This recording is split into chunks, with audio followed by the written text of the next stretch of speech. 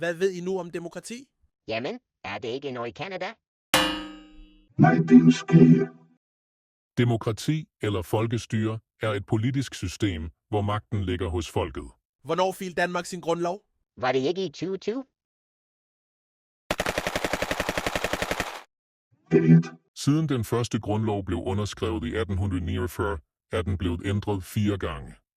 Den 5. juni 1841 underskrev Frederik den 7. Danmarks første grundlov. Hvad betød grundlovens indførsel for måden Danmark blev styret på? Hvad for en fisk? Jeg begynder at tro, du bare er dum. Med junigrundloven tog Danmark et afgørende skridt væk fra enevælden og hen mod demokratiet. Kongens magt blev begrænset. Regeringsformen blev beskrevet som indskrænket monarkisk.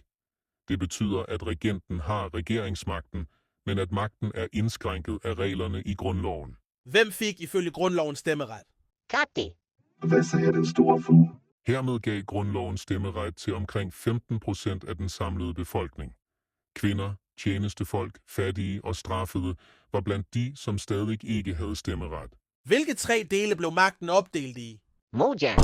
Walt Disney. Og LeBron. Den lovgivende magt er hos kongen og Folketinget i forening. Den udøvende magt er hos kongen. Den dømmende magt er hos domstolene.